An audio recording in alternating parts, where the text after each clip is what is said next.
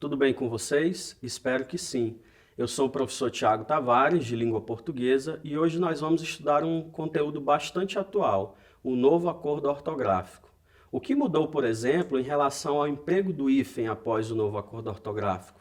É o que nós veremos na aula de hoje. Portanto, fique ligado. Vamos começar? A primeira coisa que eu queria dizer para você é que o Acordo Ortográfico da Língua Portuguesa, de 1990, veio para substituir o Formulário Ortográfico de 1943, definindo assim novas regras ortográficas para a língua portuguesa, comumente chamadas de nova ortografia.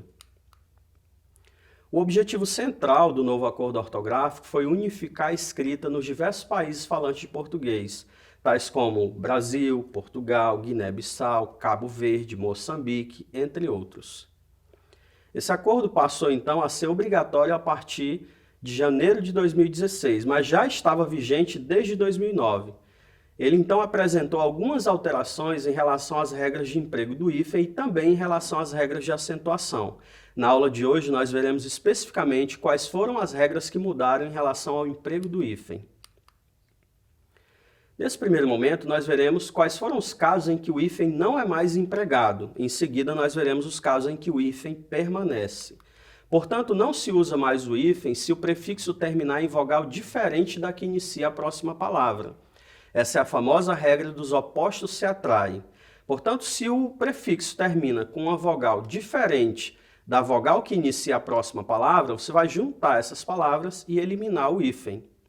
Agora, cuidado, se essas vogais forem iguais, você irá usar a regra dos iguais se repelem. Vogais iguais, vai separar e colocar o hífen. Vogais diferentes, vai juntar e eliminar o hífen. Portanto, no primeiro caso, nós temos palavras como autoescola, autoestima, coedição, infraestrutura, antiaéreo e semiaberto. Palavras que foram juntadas, que perderam o hífen, porque a vogal que termina o prefixo é diferente da vogal que inicia o elemento seguinte.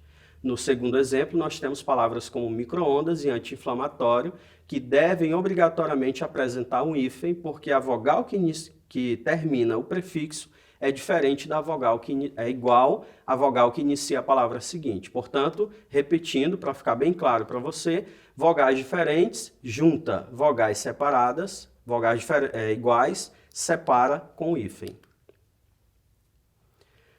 O hífen também caiu de algumas palavras que perderam a noção de composição. Palavras como girassol, madressilva, manda-chuva, pontapé e paraquedas. Anteriormente ao acordo, essas palavras eram escritas com hífen. Agora elas são escritas da forma como você está vendo aí no slide, totalmente numa tacada só, sem a presença do hífen. Agora existem algumas exceções a essa regrinha, que são as espécies botânicas e zoológicas. Palavras como bem-te-vi, João de Barro, erva doce, permanecem com o emprego do hífen, apesar de terem também perdido a noção de composição. Todos nós, quando usamos essas palavras, nos referimos a um único ser, a um único objeto. Portanto, elas perderam a noção de composição, mas não perderam o hífen. O hífen também não é mais empregado em algumas locuções unidas por preposição. Locuções como café com leite, dia a dia, pé de moleque, tênis de mesa, água de cheiro. Essas palavras, anteriormente ao acordo, eram também escritas com hífen e agora passam a ser escritas sem hífen. Nessa mesma regra, nós também temos a exceção das espécies botânicas ou zoológicas e um detalhe a mais, as expressões com apóstrofo.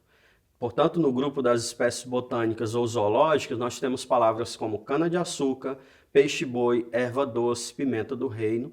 E em expressões escritas com apóstrofo, nós temos palavras como caixa d'água e estrela d'alva. O hífen também caiu quando o prefixo termina em vogal e a outra palavra começa com R ou S. Essa é a chamada regra das consoantes repetidas. Portanto, quando o hífen termina com a vogal e a palavra seguinte começa com R ou S, nós vamos dobrar essas consoantes, nós vamos repetir essas consoantes. Portanto, isso ocorreu em palavras como antissocial, mini-saia, ultrassom, suprassumo, contrassenso. São palavras em que os prefixos anti, mini, ultra, supra e contra terminam em vogal e o elemento seguinte começa ou com R ou com S. O hífen também caiu quando o prefixo termina em consoante e a outra palavra começa em vogal. É meio que uma inversão da regra anterior. Portanto, prefixos como hiper, inter, super são prefixos que terminam em consoante e a palavra seguinte, começando em vogal, nós vamos unir essas palavras e elas não serão mais escritas com hífen. Portanto, hiperacidez, interescolar, interestelar, superaquecimento, hiperativo, superinteressante, essas palavras são escritas de uma tacada só, de uma vez só, sem o emprego do hífen. Agora nós veremos quais são os casos em que o hífen permanece. Quando é que eu devo usar o hífen? Primeira regrinha, a regra geral, diz que nós devemos empregar o hífen diante de palavras iniciadas com H. Por exemplo, anti-higiênico, anti-histórico, extra-humano, super-humano, sobre-humano. Essas palavras, como o segundo elemento começa com H, devem apresentar hífen em todos os casos. Aqui eu deixo uma curiosidade, faço até uma pergunta para você. Será como é que ficou o caso de sub-humano? Porque sub-humano é um caso em que o H inicia o elemento seguinte.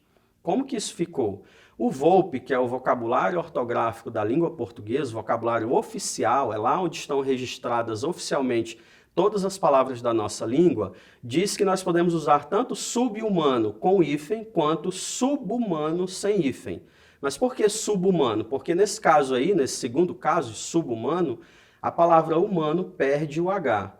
Junta, mas perde o H. Portanto, fica sub-humano com hífen ou sub-humano sem hífen. As duas formas são corretas. Essa é uma exceçãozinha que a gente colocou aí como curiosidade para você. Emprega-se o hífen também no caso das consoantes iguais. Essa é a mesma regrinha das vogais iguais que a gente acabou de falar. Portanto, quando as vogais são iguais, nós temos que repelir. Quando as consoantes são iguais, também nós temos que repelir utilizando o hífen. Vogais iguais se repelem, vogais diferentes se atraem. Nesse caso aí, nós temos as consoantes iguais, interregional, superresistente, bibliotecário, como está sublinhado aí no slide que você pode ver. Portanto, inter termina com R e regional começa com R. Consoantes iguais, coloca o hífen. Super resistente, super termina em R, resistente começa também com R. Portanto, emprega-se o hífen. Subbibliotecário, sub termina com B, uma consoante, e bibliotecário também inicia em B, portanto, consoantes iguais, sempre haverá o emprego do hífen. Outra coisinha que mudou e que manteve a presença do hífen foi quando o prefixo sub aparece diante de palavras iniciadas por R. Por exemplo, subregional, subraça e subreino. Portanto, toda vez que você empregar o prefixo sub e a palavra seguinte começar com R, você deverá obrigatoriamente empregar o hífen entre esses termos. Agora eu chamo a atenção especial para esses prefixos além, aquém, bem, eis, pós, recém, sem e vice. Porque a regra deles é muito simples. Todas as vezes que você utilizar qualquer um desses prefixos, você deverá obrigatoriamente empregar o hífen. Portanto, em palavras como além-mar, aquém-mar, recém-nascido, sem terra, vice-diretor, bem-humorado, sempre deverá ter a presença do hífen. Para finalizar ou para caminhar para o final da nossa aula, nós vamos fazer dois pequenos exercícios. O primeiro deles diz assim: identifique a alternativa cujas palavras perderam o hífen após o novo acordo ortográfico da língua portuguesa. Portanto, durante toda a aula nós vimos os casos em que as palavras perderam o hífen e vimos os casos em que as palavras mantiveram o hífen. Nessa questão eu quero que você me diga quais são as palavras que perderam o hífen após o novo acordo ortográfico. Na letra A nós temos autoescola, autoestima e infraestrutura. Na B, micro-ondas, recém-nascido, anti-herói. C, cana-de-açúcar, peixe-boi, erva doce. E na D, subregional, subraça, subreino. Se você prestou atenção na aula, você deve ter facilmente respondido a alternativa A.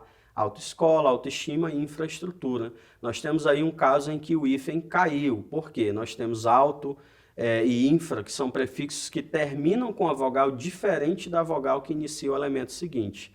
Portanto, quando a vogal é diferente da vogal que inicia o elemento seguinte, nós temos a perda do hífen. Próximo exercício. Aponte a alternativa cujo conjunto de palavras deve sempre ser escrito com hífen. Letra A, infraestrutura, antiaéreo, semiaberto. B, autoescola, autoestima, coedição. C, além-mar, a queimar, recém-nascido. E letra D, café com leite, dia a dia, pé de moleque.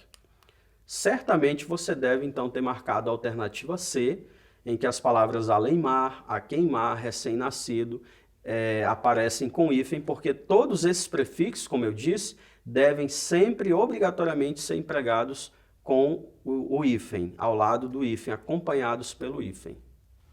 Para casa, eu deixo uma revisão para você. Assista uma videoaula na internet sobre o uso do hífen após o novo acordo ortográfico da língua portuguesa. É muito importante que você revise para consolidar aquilo que você aprendeu na aula de hoje. Indico para você também a plataforma Eduque, onde estarão disponíveis tanto essa quanto outras aulas que eu e outros colegas gravaram, para que você tenha acesso e contemple todos os seus estudos, os seus conteúdos que você precisa aprender durante o ano letivo. Para finalizar a aula de hoje, eu gostaria de agradecer a todos pela atenção. Foi muito bom estar com vocês até agora. Um forte abraço e até a próxima.